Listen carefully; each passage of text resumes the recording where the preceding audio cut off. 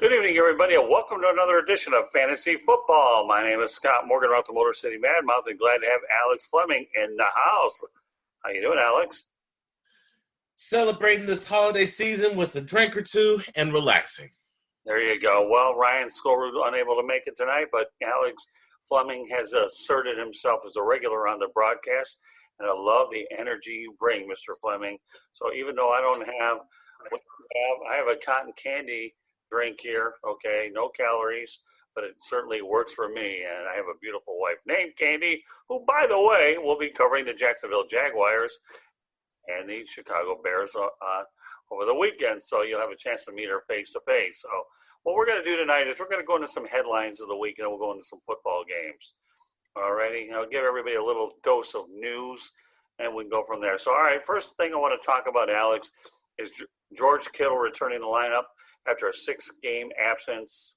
So what are your thoughts about George Kittle returning the lineup? They need to shut him down. You don't want to risk another injury. Yes, he's been on the IR for quite some time, and I'm sure he's healthy. But what does this benefit? San Francisco's not going to the playoffs. They're the bottom man in the NFC West. The only thing he could do is risk injury, and he has nothing to prove. This is a bad move from the organization. Yeah, I'm not overruled with the decision either, to be honest with you. Now, 2 games left, you're not going to the playoffs, and yet you're going to put him out there. That move makes absolutely no sense whatsoever. So, all right, well, Dwayne Haskins is taking the first-team reps for the Washington football team, and he's on track to start against Carolina Panthers. He had his captaincy revoked, $40,000 fines, because he did everything you tell everybody not to do at the end, right? Okay, look, I'm not defending the kid. I'm not. Let's be honest. This is a 23-year-old kid who just got a lot of money and wanted to blow off some steam. Did he put his coach at risk? Absolutely. Did he put his players and teammates at risk? Absolutely. Please tell me or show me a 23-year-old who didn't do anything stupid. I'll wait. Right. Some of the criticism on this kid is just too much to bear, and it's disgusting. Is he a knucklehead? Yes. Did he deserve the punishment? Yes. He's 23. Let's move on. Well, I get the feeling that the Washington football team may be moving on from him in 2021. For some reason or another, my feeling is that Ron Rivera wants to bring in another quarterback, and this did not help Dwayne Haskins' case for staying in Washington, D.C. It really didn't. So It's a 50-50. The fan base is at each other's throats. Half of them can't stand Haskins. The other one loves Haskins, and there's excuses on both sides. If his play matched his ignorance off the field, we wouldn't be hearing about this because no one says anything when Alex Smith stinks up the joint. Here's the problem, though. Alex Smith, who's been playing softer competition, has more victories than Dwayne Haskins, who's been playing teams over 500. So if we're going to keep it real, right, Haskins has played tougher competitors, especially Baltimore. But it doesn't help his case when he's bragging about his stat line to his teammates in the locker room. He's got some growing up to do, but he's the throwback pocket passer. His mechanics are bad. His arm's amazing. Someone needs to get in his ear and make him listen because he's losing his opportunity to be the face of the franchise. No question about it. Okay. Let's go on to the Detroit Lions. Darrell Bevell won't be coaching at all against the Tampa Bay Buccaneers. You go to the wide receiver coach, Robert Prince, who's the acting head coach. And then your QB coach, Sean Ryan, will be calling the offensive plays. And Darrell Bevell, I'm going to ask you after we evaluate this, do you think that he's actually cost himself the head coaching opportunity, knowing you got one less game to prove yourself and you're involved in all this COVID? I don't think a lot of it's totally his fault with contact tracing. But you're talking about a guy who's on an audition to be the head man. Why don't you first of all break down Robert Prince taking over the head coaching duties and then Sean Ryan doing the play calling? That to me is just strange. Darrell Bevell, if you wanted to be a head coach, you just blew it. Right. You're an interim head coach, which means you're supposed to save or salvage the rest of this season for a Detroit Lions squad who, once again, will not be making the playoffs. And then you pass on your duties to a quarterback's coach and a wide receivers coach. Now, it's not like you were going to win this game anyway. All right? Tampa Bay has more NFC Central or North championships than you do since 2003. And they've been separated from the NFC North since 2004. That should tell you a lot. This team is a joke. It's a mess. I'm glad they finally fired Chuck E. Cheese. You should have never fired Jim Caldwell. This is a way of karma coming back to bite you. Because not only are you going to be a joke on the field, I believe the Tampa Bay Buccaneers are going to embarrass you. Yeah, we'll get some predictions later, but you're 100% right. With all due respect, Darrell Bevell cost himself an opportunity to get the head job because he needs every single game that he can get. Now, albeit the first couple of games, he beat the Bears, and of course he was competitive the following week. But then the Titans are making everybody look bad, so it doesn't really matter. But then you have the Tampa Bay Buccaneers, who are definitely the type of team hungry to get in the playoffs. And I remember this rivalry dating back when they were as Chris Berman would say, the NFC Norris. I don't know if you know anything about the NFC Norris. Chris Berman nailed that nickname he did. So you, like myself, agree that Bevell cost himself an opportunity by not being on these sidelines this weekend. Absolutely. So you got to wonder, you might as well have Matthew Stafford as a player coach. I don't think you can do any worse. It's a waste of time talking about the Detroit Lions. They've been awful since I was young. Well, you want a little trivia question? The last time they won a championship was on my birthday, but 1957, 5 years before I was born. And by the way, Alex, I will be turning 58 on December 29th on Tuesday. So it's been a long time, one playoff win in a lot of years against the Dallas Cowboys, and that was about it.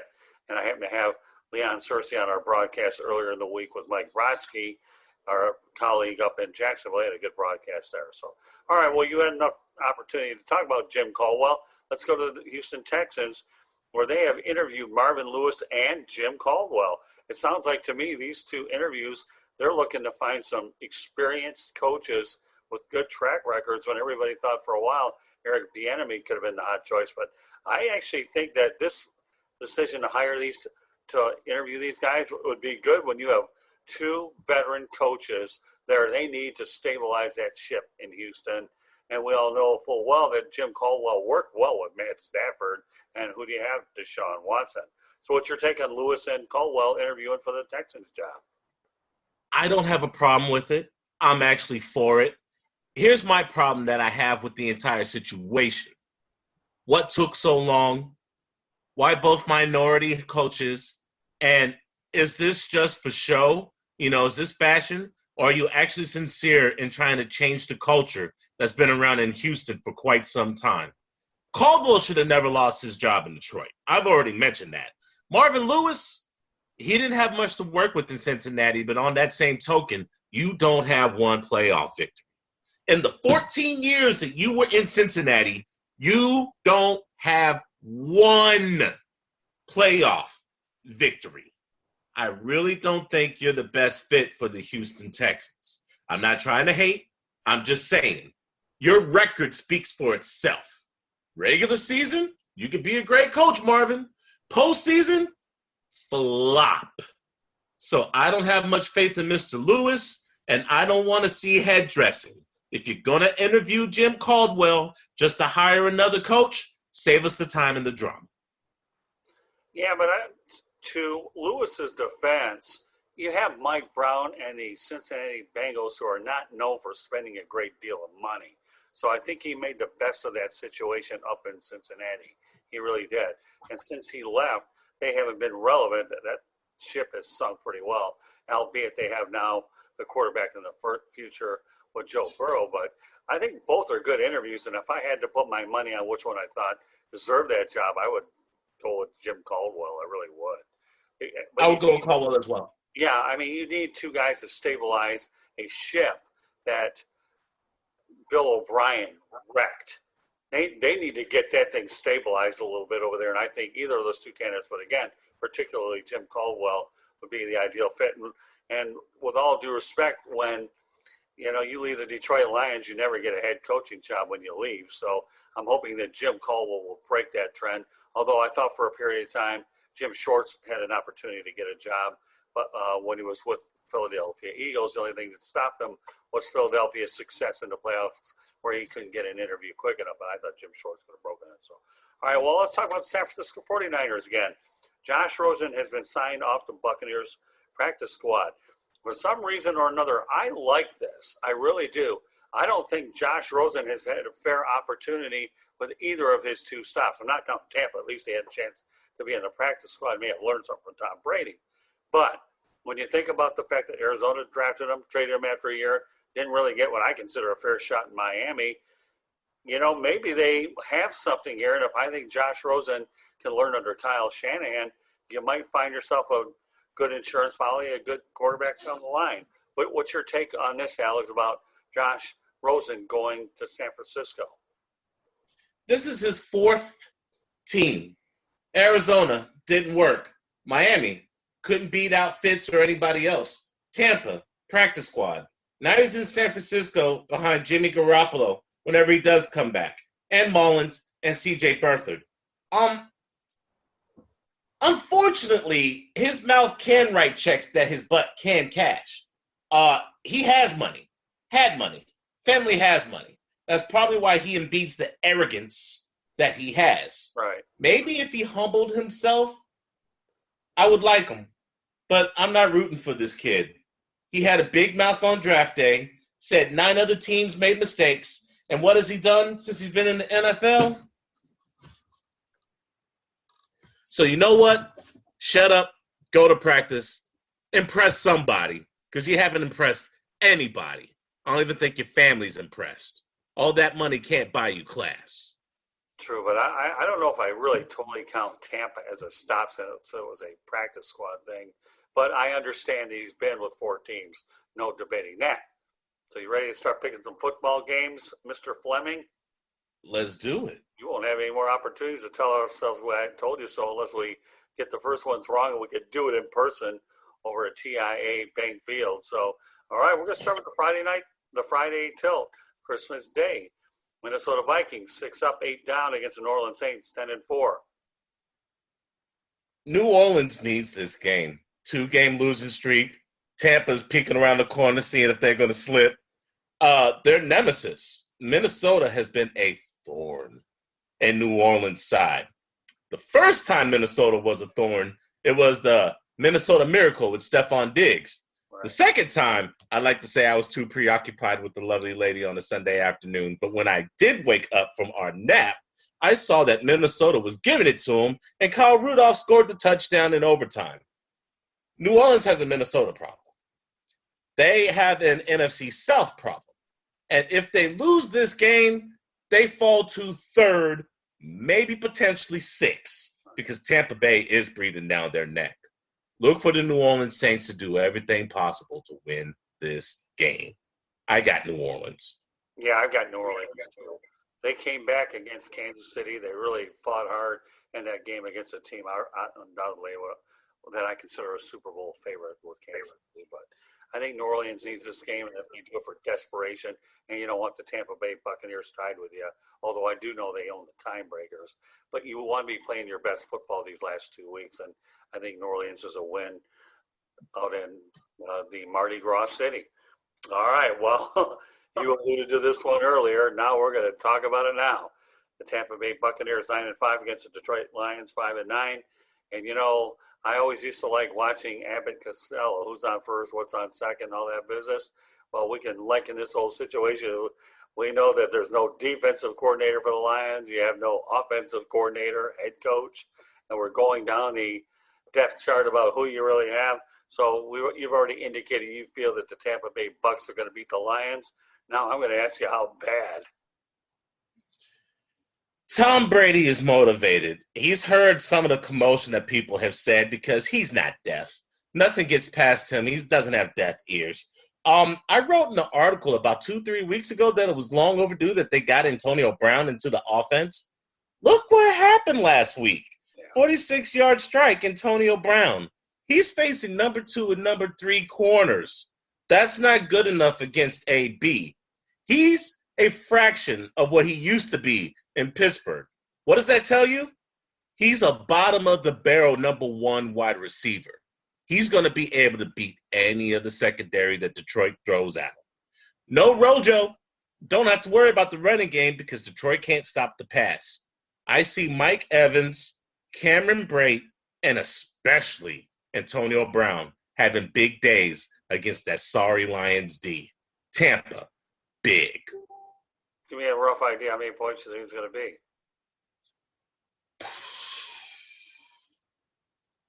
38-14. Yeah, that sounds about right. The Lions' secondary to me is like shredded cheese, and I think the Tampa Bay Bucks are going to shred the Lions badly. And to me, and yet it's a nationally televised game. So I guess Tom Brady's on display, and I feel bad for Matthew Stafford. He deserves a lot better than what he's getting, and I really hope if cooler heads prevail that, like you mentioned on our last broadcast, that Louis Riddick, I believe, is the right hire for that job. I really do. But we'll see whether or not they're about perception and reality. Yeah, the Lions are going to get blown out on Saturday. Now, yet Candy and I will be driving up to Jacksonville, so we may be watching the game, from a local sports bar where we wind up before we end up working the game on Sunday. So I got to watch them anyways because I have the bloodlines. I just think there's going to be a lot of blood. And you know what? I also agree with you, though. I think Antonio Brown, he's starting to learn the offense a little bit. If he gets in sync with Tom Brady, he could be dangerous later on for the rest of the year, maybe deeper into the playoffs. I think Tampa needs him. And I think Tom Brady would love nothing better to see him become a factor. I really do. And you know what? Look for Leonard Fournette to have a pretty good football game as well. Leonard Fournette's a guy that doesn't get the attention that he needs, but I think Leonard Fournette could be very tough to deal with. All right, well, how about Miami Dolphins? 9 up, 5 down. Las Vegas Raiders 7-7, and boy, what started out promising for the Raiders is sinking very quickly. Who do you have in this one? Here's the problem I have with this game. I'm all in on Miami, but it's in the Death Star. Vegas plays better in Vegas. Miami's on the road. Brian Flores deserves Coach of the Year. Yes, he does. Because I don't see him winning against the Buffalo Bills Week 17. They need to win this game to ensure they have a chance of making the playoffs because those Ravens are breathing down their neck. Right. I don't know why. I don't know why. I like the Raiders. Really? I can't explain it. Spidey senses, I can't explain it. Well, you might explain it to me on Sunday because it's being played Saturday. I'm going to go with the Miami Dolphins, and I believe the Buffalo Bills will beat them the following week. They need to get to 10 wins, and the AFC is brutal. It's going to be hard to get through that, but I also agree with you that Brian Flores deserves Coach of the Year. So I'm going to go with the Dolphins, and you're going to go with the Raiders. We're going to talk about it on Sunday. Hey, can I switch my pick? I'll go with the Dolphins. Yeah, I'll go with the Dolphins. You changed it? I'll go. But you don't want to hear from me on Sunday if you're wrong? Well, no, it's just that Vegas has let me down, and I was willing to gamble on them. But for some odd reason, the Dolphins have overcome a lot of adversity. And I was thinking, there's no Henry Ruggs for the Vegas Raiders, which means they only have to worry about Darren Waller and Nelson Aguilar and maybe Josh Jacobs. Josh Jacobs will be able to run. But if Marcus Mariota is playing and is not Derek Carr, Mariota's going to eat up a lot of Josh Jacobs' running ability. So, yes, I like the Miami Dolphins now that I think about it. Well, now that I think about it, I'm going to call you Alex Brett Favre Fleming because you're waffling. But okay, I'll take it for you because you don't want to hear from me on Sunday when you were wrong. Although, who the heck am I to tell you about being wrong? Since we've been on this broadcast together, if anybody's looking for predictions from me, save your money. I don't want to see you go back. They haven't been that good. I'm just glad I'm in the information business and not the prognosticating business, or I'll be in deep trouble. All right, let's talk about the Black Monday Bowl potentially in our neck of the woods. The Chicago Bears, Mitch Trubisky against the Jacksonville Jaguars, Gardner Minshew, and obviously big news since the New York Jets beat the LA Rams that the Jacksonville Jaguars have a shot at Trevor Lawrence. Now you have Allen Robinson facing his old team for the first time. So, and you have Matt Nagy against Doug Marrone. So we have a lot of different dynamics. And we'll start with this. Okay, do you think both of these two coaches are going to be fired at the end of the year? Yes. Yeah. I am a fan of Doug Marrone. Doug Marrone is a good man. He's a good person. But I believe his time in Jacksonville has either run out or they need a fresh voice for sunshine. I think he gets the most respectful resignation. And if they could keep him on, get rid of Walsh, and make Marrone defensive coordinator, I'm down with that because he already has the respect in the locker room. As far as Nagy is concerned, I thought you were an offensive guru. I thought you were supposed to be trained under Andy Reid. You switched from Mitchell Trubisky to Nick Foles quicker than people change underwear during the Holocaust. You cost your team a solidified chance at the playoffs. You lost 5 games in a row. You went a month and a half without a victory. And now you're fighting for your playoff life, hoping and praying to Jesus that the San Francisco 49ers beat the Arizona Cardinals. You should be ashamed of yourself. You haven't been the answer in Chicago. You've been more of the problem. You and Pace need to go. They both get fired. You know, I don't know why I feel this. It's just a hunch that I have. There's a 10% chance that believes that Doug Marrone could be retained, and I'll tell you why. Because who would want to take over a 1-15 team when the cupboard's been stripped bare of talent thanks to Dave Caldwell? That doesn't mean that I would.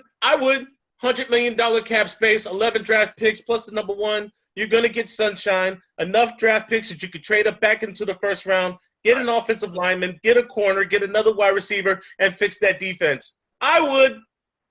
So you're telling me that Doug Marrone definitely has to go? I don't want to see him go, but I'm thinking the writing's on the wall. I think he knows. And he's done this gracefully. I think he either takes a step down or they fire him. I think instead of firing him, you should make him the defensive coordinator and get rid of Todd Walsh. He has got to go. Well, there's no question about that. I'll just say that Doug Marrone has a 10 to 20% chance of staying, and I'll go 80-20 on this. Because for some reason or another, let the GM go ahead and evaluate what he has there with Doug and say, listen, I'll try to go ahead and stack the deck a little bit for you and see what he can do. Because at least one thing you know about Doug Marrone is he has won in the playoffs with Blake Bortles, for God's sakes. If you give him anything to work with and you can see improvement, then maybe you retain him. But I'm going to say 20% chance that he stays and 80% that he goes. For Nagy, on the other hand, 100%. He has to go for everything you talked about. I mean, you know, and you have some of these coaching trees, and I really don't like them.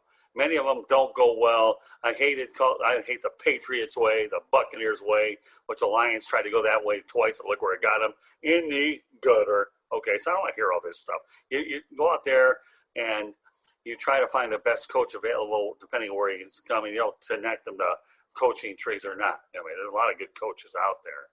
But, you know, it'll be an interesting game. I think Jacksonville competes against the Bears, but they don't compete well enough to go ahead and win against the Bears, a team which you talked about that you've been to one game at Soldier Field. I used to make it my annual trip when I was covering the Lions, and I love covering games at Soldier Field. So for me, seeing the Bears and the Jaguars during this time of the year will bring back some fond memories, and I've seen the Bears a lot, and I grew up in that division. So, all right, well, you know what?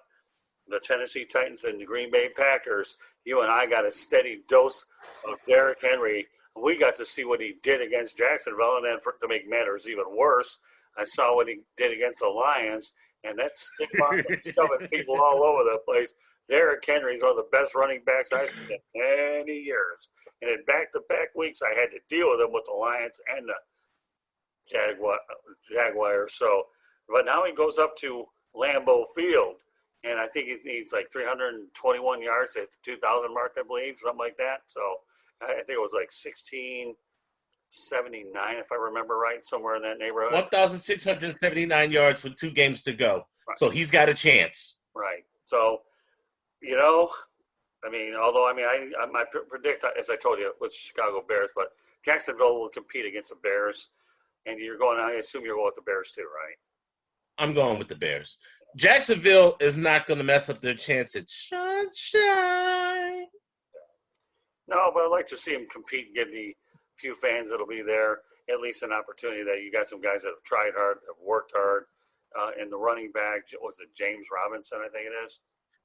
James Robinson is 186 yards away from breaking Fred Taylor's rookie record.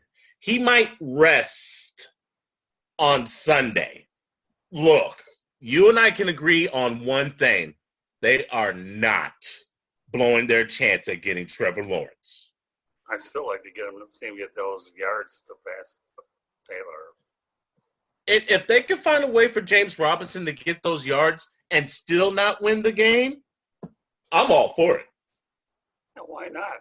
He's an undrafted free agent. He's a great story with a few stories that they've had there. Let him see if he can at least eclipse a franchise icon. So, all right, so we both agree the Bears are going to come out on top.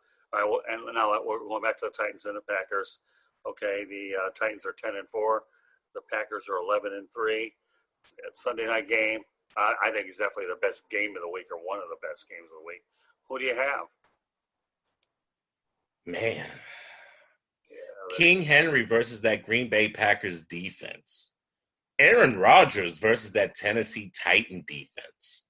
You have 2 dominant figures on offense and 2 shaky defenses. Matt LaFleur is very familiar with the Tennessee Titan offense and scheme plan. Ryan Tannehill is on the bottom of the top 10 when it comes to quarterbacks. He's not getting the respect he deserves. For some reason, I feel that Tannehill is going to struggle against the Green Bay secondary. Now, Henry won't. Henry's going to test them boys to the best of their ability. But I think throwing the football is going to be the Achilles heel for the Tennessee Titans. As far as Green Bay is concerned, if they can keep Aaron Rodgers clean, he is going to surgically dismantle the Tennessee Titan defense. If the Titans can get pressure and start to make Aaron Rodgers waffle, this could be a game. For now, I'm going with the Green Bay Packers. They have a lot more to lose than the Tennessee Titans. Green Bay needs this to retain the number 1 seed and have everybody going to Green Bay. They lose this, they let Saints back in if they beat Minnesota. Outside shot that Seattle's back in. We don't know what's going to happen with Green Bay and Chicago. That's a rivalry game. That could go either way. Right. So Green Bay needs to handle business on Sunday so that way they don't have to worry about Week 17. Okay, I'm going to go with the Packers here as well, but I do predict that Derrick Henry will shove a Packer all the way down to Milwaukee a couple of hours away. I really, the way he's been pushing people out of the way, like, I got that big stiffer. I'm going to send you all the way down to Timbuktu. But, and bear in mind, too, Tennessee playing up in Green Bay, fans or no fans, I don't know what the temperatures are going to be, but they're going to be a whole lot colder in Green Bay than they will be in Music City, that's for sure. I really do see Derrick Henry and Aaron Rodgers just having their way, just Swiss cheesing.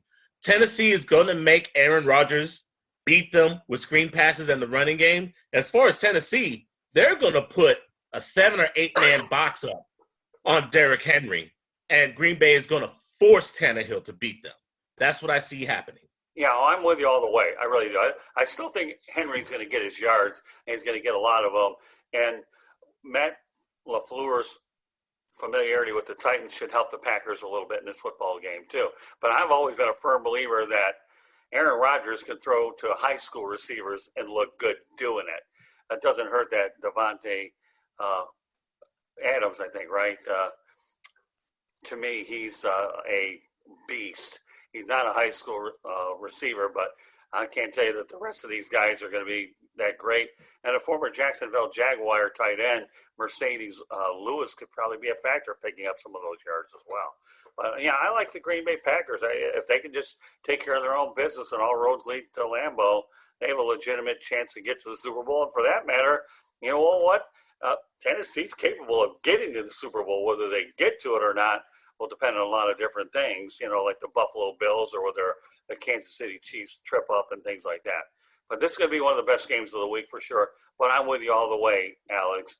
I'm going with the Green Bay Packers, and I think Aaron Rodgers is going to have a fine football game. But, Ryan Tannehill has come a long way from the difficulties that he had here in South Florida playing for the Miami Dolphins. And by the way, Adam Gase was that coach, but he won't be employed much longer where he's at. Don't care to get into Game of the week. Yeah, I think so too. And the best part about it is on prime time, 8:20. All right, well, another potential game of the week, Indianapolis Colts against the Pittsburgh Steelers. Indianapolis goes into the contest 10-4. Pittsburgh's 11-3, and those three, they've lost them all in a row. I don't care about Juju Smith-Schuster pounding on top of logos. I think that's stupid. It's disrespectful. I don't like it. When you're losing, it makes it a whole lot worse. But I'll tell you what, you got Phillip Rivers against Ben Roethlisberger, and Phillip Rivers has done a really good job revitalizing his career out in Indianapolis. So go ahead, pick this one. Offensive line matters. Defense matters. When you can't get to the quarterback and you're missing Bud Dupree, Ryan Shazier, and Devin Bush, you can't get that pressure that you need to get on Phillip Rivers, which is going to open up the running game, a.k.a. Jonathan Taylor. Oh, let's flip the script. The Indianapolis Colts defense is nothing to play with. They've shut down many offenses. They look great, and that madman, Darius Leonard, should be Defensive Player of the Year. No disrespect to T.J. Watt, but they haven't been the same since they've lost their linebackers. Have you seen Big Ben recently? He's not throwing down the field. Chase Claypool hasn't scored a touchdown in about 3 or 4 weeks. Juju, doing TikTok, got clocked, and now he won't be doing any more dance routines. Deontay Johnson, I'm glad they moved him to the slot. Somebody was listening. He's starting to catch footballs. He's going to be covered all day by Indianapolis' best corner. I got Indy in this all day. Oh, I'm going with Indianapolis too. They're playing real well. They're a team that can go deep in the playoffs. If you take this team lightly, they're going to show you the way home pretty quickly. I believe they have the formula to beat the Kansas City Chiefs. I think so too. Jonathan Taylor, to me, was a great pickup, and bear in mind he wasn't a first-round draft choice either. And then gambling on Phillip Rivers, I think Indianapolis could be a team that will make a lot of noise in the playoffs. And I'll tell you what, Pittsburgh Steelers right now, Alex, they are reeling. They are. I mean, and just think, Ben Roethlisberger, you have a $41 million cap hit next year. What, 1 more year left on his contract? We'll see what happens there. But I like the Colts. I'm with you. We agree on a lot of them today, even though you had to waffle to get to my side on one of them. So, but we made the right call. All right, a few more games to talk about. The LA Rams coming off their loss to the New York Jets, and who go into it 9-5 against Seattle Seahawks 10-4. This is an interesting football game, Alex. I can't believe this. How do you lose to the Jets? The Jets. Of all people, the Jets? Right. West Coast teams don't do good in the East Coast. Okay, fine, but it's the Jets. That had to be one of the worst wins I've ever seen in my life. I have a friend of mine who likes to say that the Los Angeles Rams are frauds. Not the defense, the offense. Right. Jared Goff is a fraud. Cam Akers, Malcolm Brown, Darrell Henderson, and that whole running game is a fraud. Tyler Higbee, part-timer, because he only shows up part-time.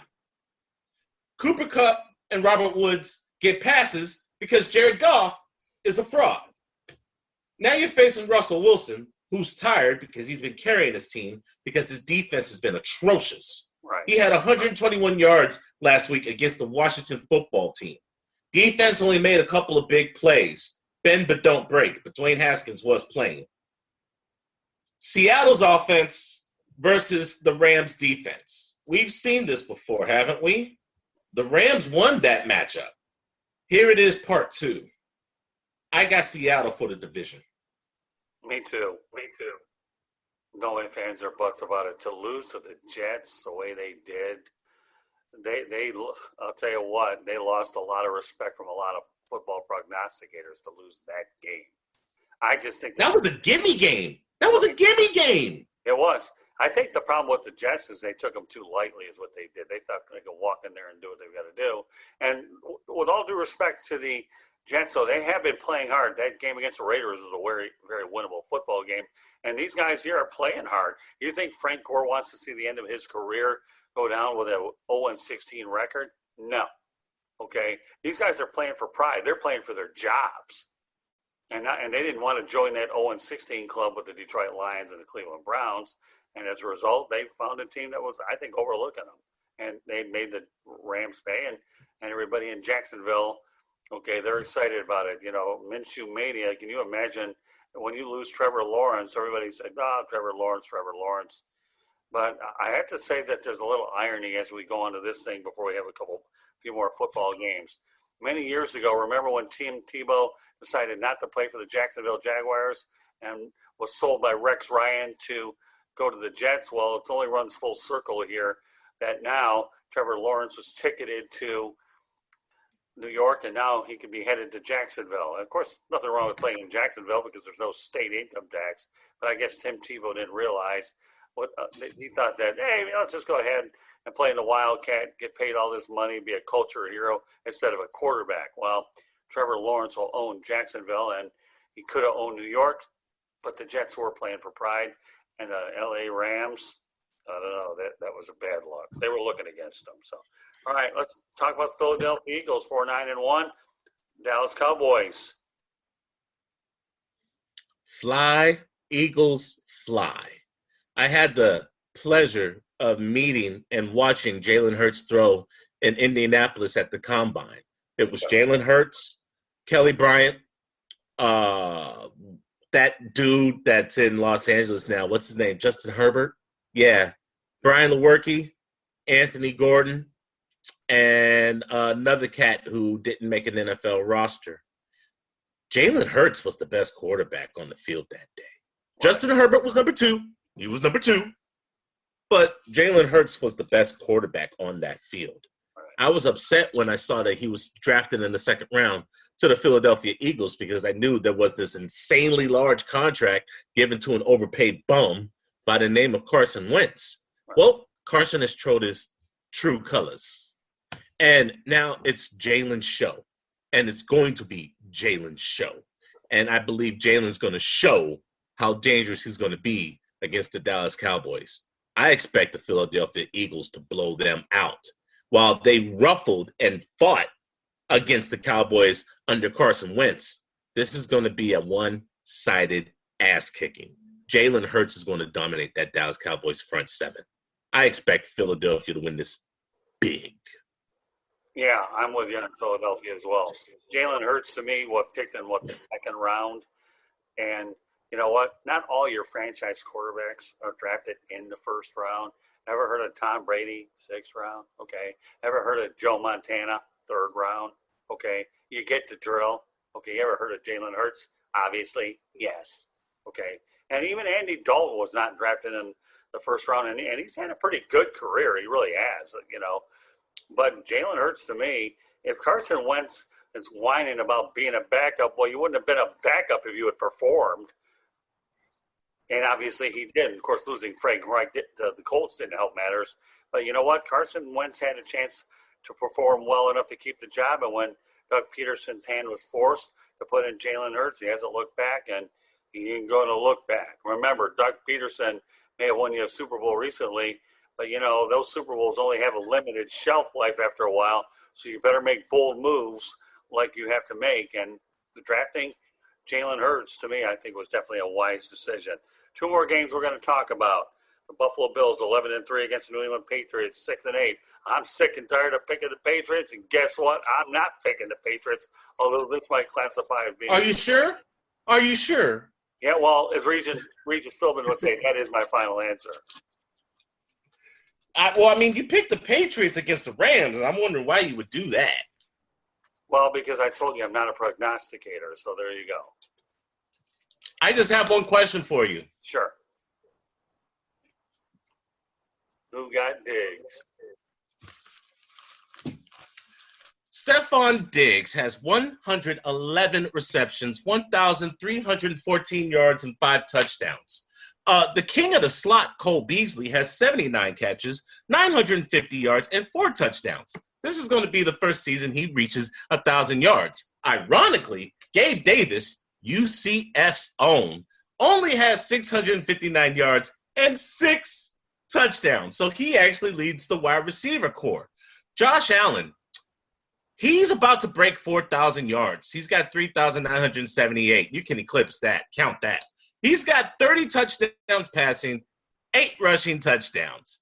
He has 0 interceptions or fumbles in the red zone, facing a division rival that took 11 years to be dethroned. If there's anything in your head going New England's way, I hope I dissuaded you. No one circles the wagons like the Buffalo Bills. You didn't have to dissuade me on this one. I already picked the Bills in this one. You could probably have done it the other week, but not this one. No. I'm going with the Buffalo Bills. And we have another dilemma at quarterback. Will it be Cam or will it be Jared Stidham? Brian Hoyer ain't going to see the field. If I were going to make any kind of an educated guess, because I'm sick and tired of getting smoked by the Patriots for all the wrong reasons, I think if the Patriots were wise, they let Jared Stidham play the last couple of games to see what they have, even though they're going to be finding a good quarterback. And I got to tell you this, though. I was at the Boca Raton Bowl this week when BYU hammered Central Florida, and we got a pretty good prospect there. And who is that prospect? Zach Wilson. You got it. Ran for 5. He had 5 touchdowns in that game. And I can tell you right now, if the Patriots are looking for a quarterback, Zach Wilson could be a guy that I think could fall their way. Because according to Mel Kiper, I believe he's the number 14 prospect. And if the Patriots draft, high enough, there's a shot they could get this guy. They could be looking at their quarterback in the future. But I've seen a lot of impressive quarterback performances over the years. But what we saw with the BYU guy, Zach Wilson, you said, right? Incredible player. Rushed for 2 touchdowns, and he threw for 3. And BYU just dismantled Central Florida. This game was over in the first quarter, and ironically, I'll tell you a couple of interesting points about that.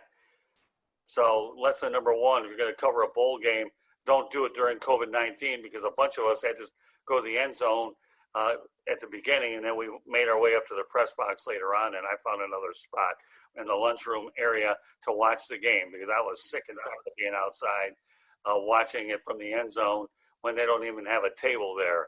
But you know what? It didn't matter where you were sitting, inside, outside. You knew full well you had a NFL quarterback from an institution, by the way, Brigham Young, who, once upon a time, I believe Steve Sarkisian played there, Mark Wilson, Steve Young, Ty Detmer. You get the drill. Steve Young, Jim McMahon, quarterback BYU, okay? This guy here that we were talking about, if the Patriots were smart and they look at film, they could be looking at the next quarterback, and I think they could have a good run with this kid. Impressed with his performance. But no, I'm going with the Buffalo Bills.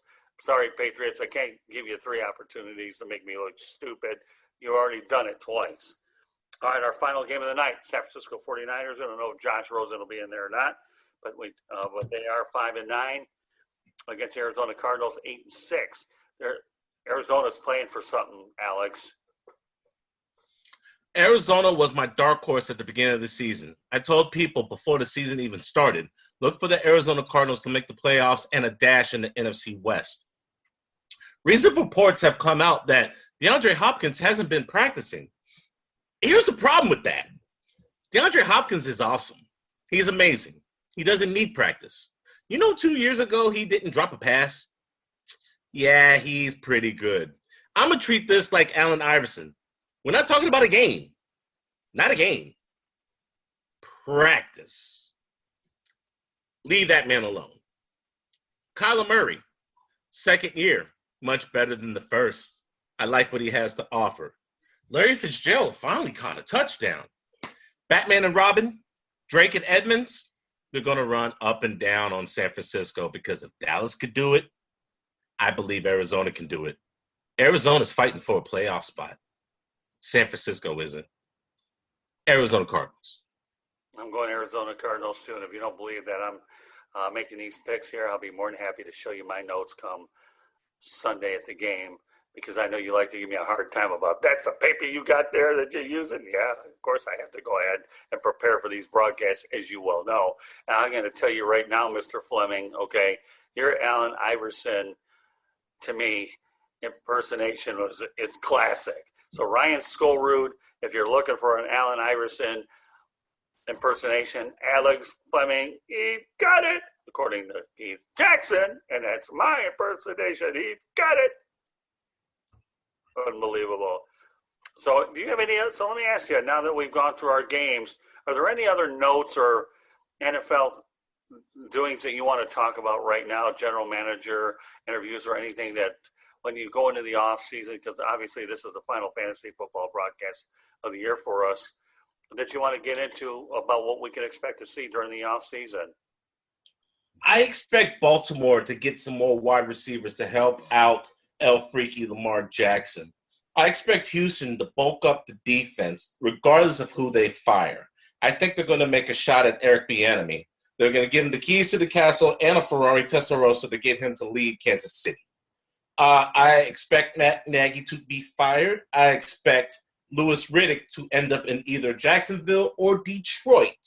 I expect a lot of moves and shakeups in the NFC North, East, and South. I believe Raheem Morris might retain the division or be held on as defensive coordinator because he has Atlanta at least looking respectable, even though they're still losing games. 4 of my top 5 coaches have been fired or are on the hot seat. I need one more domino to fall. Whether it be Mike Zimmer or Adam Gase, I'm a patient man. I want to thank you for having me on Skull King Sports, East Meets West. I want to say happy holidays to everyone, and please, let's focus and pray for a happier new year. Yeah, this is a production of the South Florida Tribune combined with Skull King Sports. This is Fantasy Football. My name is Scott Morganroth, the Motorcycle Mouth. Tonight, I'm joined by Alex Fleming. Ryan was unable to make it tonight because of family commitments, but I'm still here. So just so you people know that this broadcast is a joint effort by Skull King Sports and the South Florida Tribune. I'll tell you right now, it's been a pleasure working with you, Alex. Of course, you know, one of the things I enjoy about covering football games, not only the game stories that come out of it, but the people you get to meet in the press box and the friends that you make. And I think, to me, over the years, as I've been in this business now, on my birthday, Tuesday, it'll be my 41st year in sports media. 41 years. And I'm going to tell you right now, I've covered 4 Super Bowls, been to a lot of big events, and I really enjoyed the ride. I will continue to do it as long as the man upstairs allows me to do it. But you know what, Alex, to me, you are a class act. I'm looking forward to working with you later on sometime next year, whether we do anything with the NBA or whether we decide to do a football show once in a while. I still would love to have you back on to continue, because I love your charisma, your energy, your enthusiasm, and your candor. And to me, you know, you're a true professional. And guess what? We get to see you on Sunday as I take the track up I-95 north to see a team, the Jacksonville Jaguars, who I'm very fond of, and I can't thank Dan Edwards enough for not only being a great friend, but one of the best public relations directors ever in my years of covering sport. Dan Edwards is truly one of a kind. And the people I've met through Dan, and I have to say this because 2020 is what it is.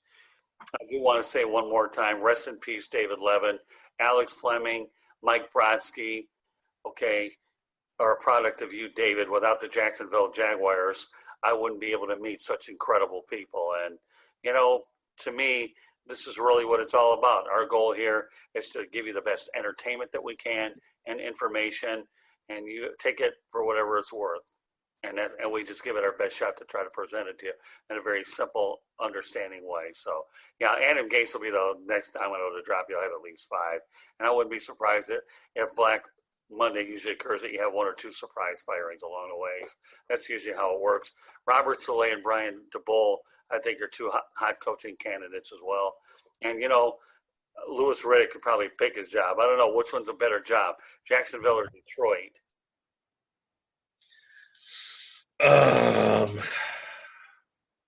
I'd go with Jacksonville. And here's why. $100 million, 11 draft picks, sunshine. You already got your quarterback. You got an edge rusher in Clayveon Chason. You got C.J. Henderson. And you have Josh Allen. You have pieces in Jacksonville. Oh, and no state tax. That's why I would pick Jacksonville over Detroit. Yeah, and although I did watch him on Get Up today on ESPN, and Mike Greenberg put him on the spot about the Lions' job, and he did say, you know, I mean, he obviously hadn't been hired, but if he does get offered and takes that job, he would build around Matt Stafford, which wouldn't be the worst thing in the world. I think Matt Stafford has 2, 3, 4, 5 good years left in him, but give him the supporting cast that he needs.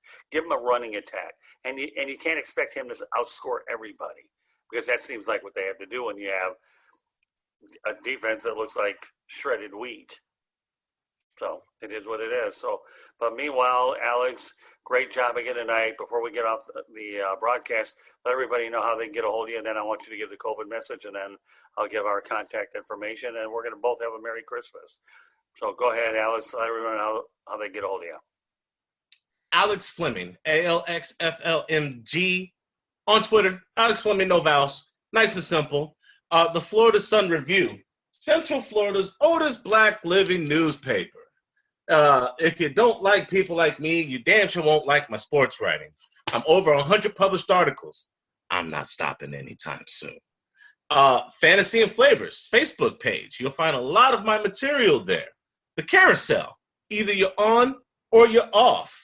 You'll find people from across the globe talking about their football team, who's hot, who's not, and the current trends happening in the NFL.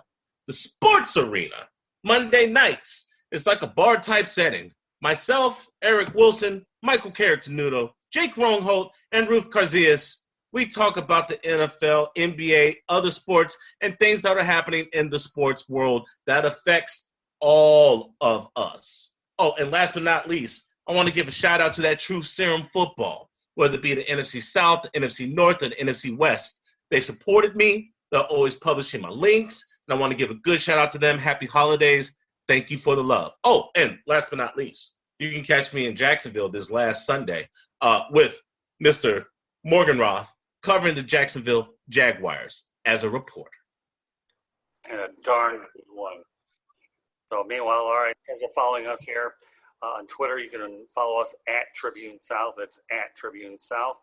Feel free to go ahead and follow us on Twitter. You can find us on Instagram and Facebook. South Florida Tribune Gets It Done. Go to our YouTube channel. You can subscribe for free, South Florida Tribune. All of our broadcasts can be found on www.southfloridatribune.com. On that website, you'll find our media distribution partners, such as the Jacksonville Jaguars, among others, as well as columnists. And we also have a section for the Metro Detroit Area Motor City Monitor as well. But the broadcast can be found there as well. I think that's really great. If you want to email us at southfloridatribune@gmail.com. You want to find me on LinkedIn, Scott Morganroth Gets It Done. I'll be more than happy to connect with you there. And if you want to hear the audio version of the broadcast, a couple of the major players that we have here are iHeartRadio, Spreaker, Google Podcasts, Apple Podcasts, and Spotify, or wherever you get your podcasts. So, Alex Fleming, I want you to go ahead and give that COVID message, please. You do it so good. Wash your damn hands. Please wear a mask. It's not just about you. 330,000 people have left this planet. Yeah, take this seriously. 2021 is around the corner. Don't be that guy. We're almost out of this. It's always dark before the light. Wash your hands, think of others, try to be considerate. Happy holidays, Merry Christmas, and a much happier New Year. Yes, I echo those sentiments from Alex. Happy holidays, Merry Christmas, happy birthday to myself. I have to get that. And I also have to say happy anniversary to my wife and I, for which we got married on January 1st, 2017, when the Detroit Lions were playing the Green Bay Packers at Miller Park. Although we were at Friday's restaurant, so we didn't go ahead and freeze our backside off. All we did was wow a lot of family members that, yes, you can have a winter wedding in a baseball stadium and have a good time. So, yeah, we can only hope that 2021 is a lot better and that the vaccines that are out there ultimately get to us and they continue to work on COVID-19. Because I tell you one thing I do miss is the ability to go to major sports conventions. Southern California Sports Broadcasters is something that's very dear to me, as well as the National Sports Media Association, which is held out in North Carolina. So on behalf of Alex Fleming, my name is Scott Morgan, Roth the Motor City Madmouth. Thank you for joining us here on Fantasy Football. Alex, I look forward to seeing you on Sunday. So God bless. We appreciate you doing this on Christmas Eve. It's been a whole lot of fun, and we hope everybody enjoys it. So once again, on behalf of Alex Fleming, my name is Scott Morgan, Roth the Motor City Madmouth. Thank you for joining us on this edition of Fantasy Football. And Ryan Skolroot, Merry Christmas to you and your family. Enjoyed doing the show. Even though you weren't here physically, you're not out of sight, and you're definitely not out of mind. So God bless Ryan and happy holidays, everybody, and Merry Christmas. Good night.